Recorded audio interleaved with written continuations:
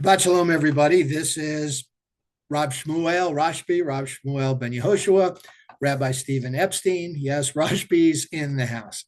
Do they even use that expression anymore? I know these things go in and out of vogue, so it is what it is. So today or this week, we start a new book of the Torah, Shemot, which is Exodus. And this is where things really start to get interesting. You know, I really appreciate it when people delve into Torah. Had a question, and it's funny how some people ask questions about different things in the Torah. Oh, this may be a dumb question, and of course I stopped them and I said there are no dumb questions. And the question was, what is this going on between Jacob and Esau? Because why all the deception? And I responded, not only is that not a dumb question, but this is actually my favorite parsha of Genesis and maybe the whole Torah, because it is mired in discrepancies and it is vague. The idea that Jacob is our third patriarch, is the father of the 12 sons who will become the 12 tribes, who will institute this thing we call Judaism. Why not have him come out first? And in a way, it's the same question about Adam and Eve. Why plant a tree with forbidden fruit in the middle of the garden and say, don't eat it? Why not put it somewhere else? Was it a setup? And what you start to learn, or what I start to learn, maybe you have a different opinion. And by the way, that's okay. There are certain things or certain issues where we can disagree. It's not, engraved in stone. Certain things are just, they're left vague so that we can debate them and analyze them and draw our own conclusions. The idea is sometimes you just have to work hard for something to really get it. And maybe that was the idea with Jacob, the fact that he had to push himself and maybe stretch the edges of morality. So, there it is. It's like when I'm doing a Torah service. Now, people have different ideas about the way things ought to be done. Okay. So one of the issues is the way people are called up. I always call people up Yamot, for example, Shlishi, Yamot. So let's have come up number 3, the third Aliyah. And then I say Yamot, such and such, Ben or Bat, such and such, Shlishi. I do it over again. Now, some people may not like the way I do it, and that's okay. They say, well, that's not the right way to do it. Okay, so behind me in my library, and I'll just kind of tilt this a little bit. I don't know that you can see it, but on the very bottom is a 2-volume set called the Shulchan Aruch. And what this is, it was written in the 16th century by a rabbi who wanted to list all the various laws and traditions of Judaism. It is 2,000 pages, and yes, I've gone through it. Nowhere does it say how to call somebody up or even to call somebody up. Okay? And what this amounts to is something called MInchag, which is the Hebrew word for tradition. So some people have different ways of doing things, all of them within the framework of what you're supposed to do. Okay? Putting on a talit, for example. Okay, I learned as a kid in my synagogue, we hold the talit up so you can see the banner, with the prayer on it. Kiss one end, say the blessing, kiss the other end, and put it on. Some people don't do that. Does that mean it's wrong? No, it just is a different way of doing things. Okay. And that's the way it is. Some things like Shabbat, some of the laws of Shabbat, you don't do, right? Like you don't start a fire on Shabbat. That's something you don't do. There's no discussion on that because that's the way it is. But other times there's discussion. That's why the Talmud takes 7 years and 4 months to read, because you got all these different opinions. That's why 95% of the discussions end up with let the matter stand unresolved. Okay. So, enough of that.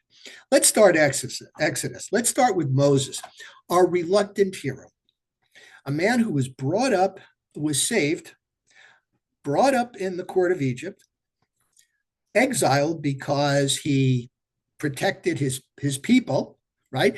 And it talks about Moses being a Jew. Was he aware that he was Jewish the whole time, or was he not? Good question. Some people say yes, some people say no, but most people, again, this is where we diverge from our opinions.